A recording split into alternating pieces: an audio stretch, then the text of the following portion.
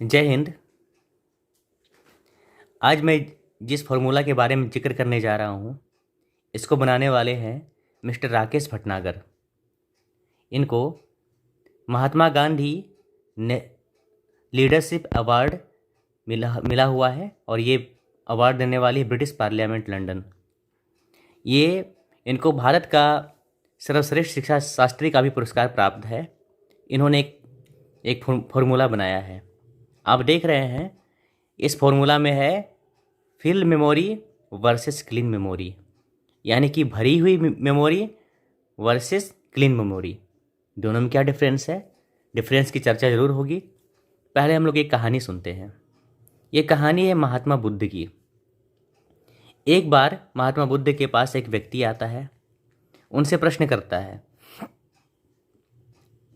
भंते, मैं आपसे ज्ञान प्राप्त करना चाहता हूँ, मुझे ज्ञान कब प्राप्त होगा? उन्होंने कहा कि आपको ज्ञान जरूर प्राप्त होगा, पर मेरी इच्छा अभी खीर खाने की है। मैं आपको अपना पात्र, अपना बर्तन देता हूँ, कृपया आप जाइए, इसमें खीर बनाकर ले आइए, फिर मैं खीर खाऊंगा। वह व्यक्ति बड़ा प्रसन्न होता है। उसे लगता है कि महात्मा बुद्ध ने उसे सेवा का अवसर प्रदान किया। वह व्यक्ति प्रसन्न होकर उनके पात्र को ले जाता है। वह बर्तन ऊपर से लग रहा है कि जस्ट अभी अभी का धोया हुआ है। वह बस जाता है, घर खीर बनाता है। घर में खीर बनने के पश्चात उस पात्र में खीर डाल देता है। जब खीर उसमें जाता है तो खीर का रंग बदलने लगता है, कुछ काला सा, मटमैला सा, भूरा सा होने लगता है। वह व्यक्ति आश्चर्यचकित हो जाता है। फिर उसको निकालता है, खीर को निकालता है तो उसमें बदबू आती है और गहराई से पड़ताल करने पर उसे पता चलता है कि इसके अंदर पहले गोबर भरा हुआ था। वह पूरे खीर को निकालता है क्योंकि पूरा खीर खराब हो चुका होता है। बर्तन को धुलता है लेकिन उसकी बदबू नहीं जाती है। बार बार साफ़ करता है, बार बार साफ़ करता है। फिर जब वो अच्छी तरह से वो बर्तन साफ़ हो जाता है, दोबारा खीर बनाता है।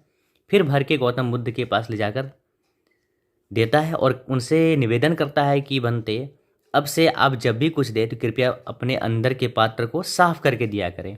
ऊपर से तो साफ़ था लेकिन अंदर से ये साफ़ नहीं था। तो गौतम बुद्ध ने कहा कि अभी तुम मेरे पास जो ज्ञान लेने आए हो, यह ज्ञान खीर के समान है और तुम्हारी जो मेमोरी है वह बिल्कुल गोबर भरे हुए बर्तन के समान है। अभी मैं अगर ज्ञान की भी बात इसमें डालूँगा, भरूँगा, कहूँगा तो जाकर गोबर ही हो जाएगा। तो ज़रूरी है कि पहले तुम जाकर अपने इस मेमोरी को साफ़ करो। इसके अंदर पहले के भरे हुए सारे गोबर को साफ़ करो, तभी इसमें ज्ञान की बातें आएंगी, अन्यथा ज्ञान की बात भी तुम्हारे लिए बेकार ही हो जाएगी, कचरा का ढेर बन जाएगी। तो इस प्रकार गौतम बुद्ध ने उसे सलाह दिया कि जो तुम्हारे मस्तिष्क में गंदी बातें भरी हुई है, फालतू बातें भरी हुई है, उसको निकालो। दरअसल हर समय हम दूसरों के बारे में सोचते रहते हैं, फालतू की बातें दिमाग में चलती रहती है। कोई कोई बात ऐसी आ गई जो दिमाग में घूमती रहती है। कभी हम लोग कोई किसी गाना को सुन लेते हैं जो दिन भर गाना माइंड में घूमते रहता है। कोई बात हम सुन लेते हैं जो दिमाग में घूमते रहता है। तो इस प्रकार हमारी मेमोरी भर जाती है, क्योंकि मेमोरी का तो अपना स्पेस होता है जब वो, और स्पेस को तो फुल होना ही है। जगह जब फुल हो जाएगा तो फिर क्या होगा? तो अब वो भरता कैसे है? तो भरने का सबसे पहला कारण है टीवी प्रोग्राम। जब हम टीवी को देखते हैं तो हमारी कल्पना शक्ति कम हो जाती है, और जब हम टीवी को देखते हैं तो टीवी का एक टेंशन बन जाता है। अब पता नहीं अभी ये एक्टर क्या करने वाला, वो एक्टर क्या करने वाला है। एक्टर टीवी में झूठ मूठ के रोते हैं और उसको देखकर पब्लिक सचमुच में रोने लगती है। तो एक टेंशन बन जाता है माइंड में। अब टीवी हमको चलाता है, हम टीवी को नहीं चलाते हैं। टीवी हमको देखता है, हम टीवी को नहीं देखते हैं। तो इस प्रकार हमारी मेमोरी भरने का पहला कारण तो टीवी हो गया। कुछ विद्यार्थी ऐसा करते हैं, सप्ताह में एक दिन फिल्म देखने जाते हैं और उनको लगता है कि फिल्म देखने से मूड फ्रेश होता है, लेकिन ऐसा कोई बात नहीं है। अगर मूड फ्रेश होना होता तो फिल्म देखने की ज़रूरत नहीं पड़ती। एक दिन फिल्म देखने का मतलब 3 दिन की बर्बादी होती है। अगर विद्यार्थी इसे महसूस कर लें तो उन्हें समझ में आएगा। अब टीवी देखते हैं तो इस तरह हमारी मेमोरी फुल होती है। दूसरा, लॉसेस। अगर यदि बिजनेस में घाटा हो गया, दूसरा पॉइंट है लॉसेस का, यानी बिजनेस में घाटा हो गया, किसी काम में घाटा हो गया, तो दिमाग में खिचड़ी पकने लगती है। तो इस प्रकार भी मेमोरी फिल होने लगती है। तीसरा, डिस्प्यूट। अब हम किसी किसी बात पर विवाद करते हैं, एक का दो, दो के तीन, तीन के चार, है ना। आवत गारी एक है, उल्टत होए अनेक, कहे कबीर नहीं उलटिए वही एक की एक। अगर यदि कोई हमें कुछ कहता है, हम उसे जवाब देते हैं, फिर वो हमें कहता है, उसे जवाब देते हैं। उत्तर प्रत्युत्तर का सिलसिला शुरू हो जाता है और इस प्रकार डिस्प्यूट एक पहाड़ बन जाता है, तिल का ताड़ बन जाता है। उसे बनाने वाले कौन? तो हम। परिणाम क्या होता है? हमारी मेमोरी फुल हो जाती है। तीसरा कारण है मिस हैपनिंग्स। कभी कभी हमारे साथ कुछ ऐसी दुर्घटनाएं हो जाती है जिसके वजह से हम काफ़ी अवसाद में चले जाते हैं, तो इस प्रकार हमारी मेमोरी फील हो जाती है। अब एक पांचवा कारण है क्रैमिंग इन स्टडीज़, यानी पढ़ाई में रटना।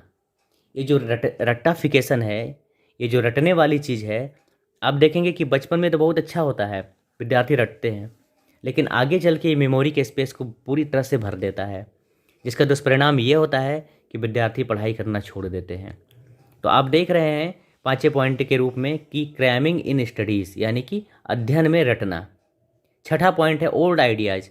जो हमारे मन मस्तिष्क में कुछ कुछ पुरानी बातें बैठ गई है कि अब पछताए होत क्या चिड़िया चुग गई खेत, यानी कि अब पछता कर हम क्या करेंगे जब चिड़िया चुग गई। लेकिन यहाँ पे सर का कहना है कि अगर यदि हम पछताएंगे नहीं तो तब तो चिड़िया हमेशा चुगती ही रहेगी, चुगती ही रहेगी। कहते हैं कि 9 से चूहे खाकर बिल्ली हज करने चली। बिल्ली हज करने जा रही, उसे जाने दो। अगर हम उसे रोकेंगे तो क्या होगा? फिर 9 से चूहे खाएगी। तो कुछ कुछ आइडियाज आ जाते हैं हमारे मन में। मैं तो लड़की हूँ ना, ये काम नहीं कर सकती। मैं इस जाति का हूँ ना, इस जाति के लोग ये काम नहीं करते। मैं इस क्षेत्र का हूँ ना, इस क्षेत्र के लोग ये काम नहीं कर सकते। तो ऐसे ऐसे पुराने पुराने बिलीफ सिस्टम्स हमारे मस्तिष्क में भरी हुई है। जैसे बूढ़ा कौवा पोस मानता है क्या, यानी कि एक उम्र अधिक हो जाने के बाद ये काम संभव नहीं होता है। लेकिन ये सब सारी बेकार की बातें हैं। हर आइडियाज़ पे, हर पुरानी आइडियाज़ पे, हर ओल्ड बिलीफ सिस्टम पे आपका मनोबल भारी पड़ता है। सातवां, अनसिस्टमेटिक वर्क इन लाइफ, यानी जीवन में अनसिस्टमेटिक वे से जो हम काम करते हैं, उलझे हुए तरीके से, बिखरे हुए तरीके से हम जब काम करते हैं, तो इस प्रकार काम करने का हमारा जो तरीका है ये हमारे मेमोरी को भर देता है। कभी कुछ कर लिया, कभी कुछ कर लिया, कभी कुछ कर लिया। जीवन में कोई तालमेल ही नहीं, कोई सामंजस्य नहीं है। तो जब हम उल्टा पुल्टा काम करेंगे, अभी जैसे एक साथ खाना बनाने की बात हो रही है, तो एक साथ कई सारे सब्जी को बनाना शुरू कर दिए, दाल भी चढ़ा दिए, चावल भी चढ़ा दिए, रोटी बना रहे हैं, तो सब काम बेकार हो जाएगा। एक समय में आप सारे इंस्ट्रूमेंट बजाना सीखना शुरू कर दीजिए, आप कुछ भी नहीं सीख पाएंगे। लेकिन जब हम सिस्टम से कोई काम करते हैं तो हमारी मेमोरी फिल नहीं होती है। आठवां हो गया नॉन इनर्जेटिक लाइफ। मतलब क्या? जीवन हमारा ऐसा है जिसमें हमें कोई एनर्जी नहीं मिल रही है। एनर्जी कब नहीं मिलती है? तो चाहे तो हम अच्छा भोजन नहीं करते तब एनर्जी नहीं मिलती है, चाहे हम एक्सरसाइज नहीं करते तब एनर्जी नहीं मिलती है, प्राणायाम नहीं करते तो एनर्जी नहीं मिलती है, हमेशा किसी न किसी कारण से दुखी रहते तो एनर्जी नहीं मिलती है। और अगर यदि हमारे कपड़े वगैरह अच्छे नहीं हैं, हमारी मन की भावना अच्छी नहीं है, हमारे मन में प्रेरणादायी विचार नहीं आते हैं, तो एनर्जी अच्छी नहीं है। तो इस प्रकार नॉन एनर्जेटिक लाइफ को जब हम लीड करते हैं तो हमारी मेमोरी फिल होती है। और नौवां है एक्टिव लाइफ। एक्टिव लाइफ का मतलब ये हुआ कि कोई प्रेशर हमसे काम करवा रहा है, कोई काम हम किसी प्रेशर में आके कर रहे हैं, तो उसे कहते हैं एक्टिव लाइफ। जब हम प्रेशर में कोई काम करते हैं तो इसमें भी एनर्जी नहीं जनरेट होती है और हमारी मेमोरी फिल हो जाती है। तो हम हमेशा ऐसा कहते हैं, मेरे साथ ही ऐसा क्यों हुआ, मेरे साथ ही ऐसा क्यों हुआ, बेचारा मैं, अभागा मैं, भगवान की गलती है, उसकी गलती है, काम खुद गलत कर रहे हैं, ब्लेम दूसरों पर जा रहा है। तो इस प्रकार हमने देखा कि फील मेमोरी के क्या कारण है, परिणाम है। अब फील मेमोरी, जो हमारी मेमोरी भरी हुई है, तो इसको क्लीन अगर कर दिया जाए तो क्या फ़ायदा होगा। लेकिन यहाँ एक प्रश्न आता है कि गौतम बुद्ध ने कहा था कि तुम अपने बर्तन को साफ करके लाओ, अपने मस्तिष्क को साफ करके लाओ। देखिए, तो उन्होंने एक प्रोसेस बताया था, उन्होंने माइंड को क्लीन करने का एक प्रोसेस, मेमोरी को क्लीन करने का एक प्रोसेस बताया था। तो राकेश भटनागर साहब भी प्रोसेस बताते हैं। जो कि पेड कोर्स है। इसकी फ़ी इतनी है जितना कि एक विद्यार्थी का ट्यूशन फ़ी है, बहुत ज़्यादा नहीं है। एक गरीब से गरीब विद्यार्थी भी इसको पे करके सीख सकता है। तो फील्ड मेमोरी वाले जहाँ लोग कहते हैं कि मेरे साथ ही ऐसा क्यों होता है, वहीं क्लीन मेमोरी वाले के माइंड में हमेशा आइडियाज़ आते हैं। और उनके जो काम होते हैं वह सीरीज में होते हैं। सीरीज में होने का तात्पर्य यह है कि वो एक टू डू लिस्ट बनाते हैं कि आज मुझे ये काम करने हैं। तो पहले सारे काम का एक लिस्ट बना लिया उन्होंने, फिर वो क्या करते हैं कि जो काम पहले करना है उसको 1 नंबर पे लाते हैं, फिर उसके बाद फिर उसके बाद फिर, इस प्रकार काम का क्रम देते हैं। और यह जो पहले लिस्ट बनाते हैं फिर क्रम करते हैं उनके महत्वपूर्ण के आधार पे कि जो काम ज़्यादा महत्वपूर्ण है 1 नंबर, जो काम कम महत्वपूर्ण है 2 नंबर। इस प्रकार क्या होता है कि महत्वपूर्ण काम पहले हो जाता है और जो कम महत्वपूर्ण वाला काम या तो नहीं होता है या होता भी है तो ज़्यादा घबराने वाली बात नहीं होती। वही जब हम फील्ड मेमोरी के 7वें पॉइंट को देखते हैं, अनसिस्टमेटिक वर्क, तो जब हम बिना क्रम के काम करते हैं तो कई बार फालतू के काम पूरे हो जाते हैं और जो ज़रूरत के काम होती है वो काम पूरा होता ही नहीं है। तो इस प्रकार वर्क इन सीरीज, जब हम काम को सीरीज में करके करते हैं तो इस प्रकार हमारी मेमोरी क्लीन होती है, कोई प्रकार का टेंशन नहीं होता है।